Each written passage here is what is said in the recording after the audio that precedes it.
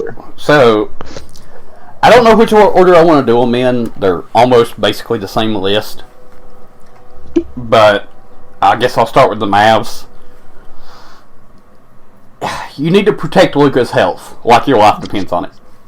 Yeah, get a hockey enforcer in there. Yes, you need somebody that can help protect Luka. You don't have that right now. So, what I think you need to do is just, if you don't trade, there's a lot of good free agents coming up next year that would be good for Luka. And I think you go and get one of them. Get you maybe a Chris Middleton. Get you someone like a John Collins, since you was talking about it. Get you that brute that will stand up to people. Draymond Green. Dre would be a good.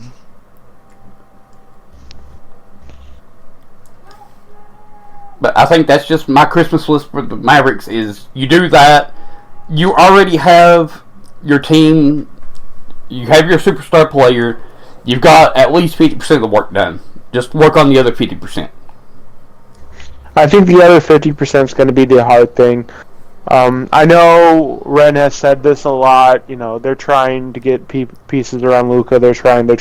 I think they're going to try their way into a bad situation with Luka. I really do. I think that they're trying to like patch things up and not, because I think at the end of the day, Luka has to play 40 minutes all night, every night, and this is going to be in the playoffs too for the Mavericks to stand a chance in the game.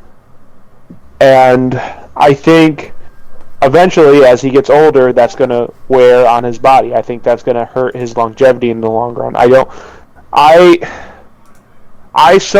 love Luka. I so badly want to. Spoiler alert for my playoff predictions. I want to call them my favorites, but I just can't. It's just I can't. I'm right there with you. I think that they're going to do something stupid like give Chris Middleton superstar money or get a bunch of pieces that we know don't fit because they're the only things that are available instead of biding their time. Yep. Because right now, everything we've seen, again, we're not inside the locker rooms or anything. No. Luka's not upset with how things are going right now. Will that change if they continue to be mediocre and he's carrying the load? Potentially. It's hard to say. It depends on his personality matrix. Like, if it was me and the Mavericks kept putting, like, borderline pedestrian teams around me and, you know, trying to get me to, you know, dirk it into the finals, I'd want to go. But I don't know if that's Luka. Right, and so far it doesn't seem like that. So I think they've got time to wait until the right things become available because I'm very concerned they're going to screw it up.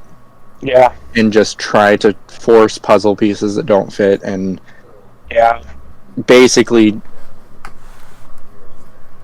put a hold on what we want to see from Luka, which is we want to see Luka in the NBA Finals. We all want to see that because not only is he a great player, but he's a great on-court personality. And I definitely, personally, want to see him under the biggest lights.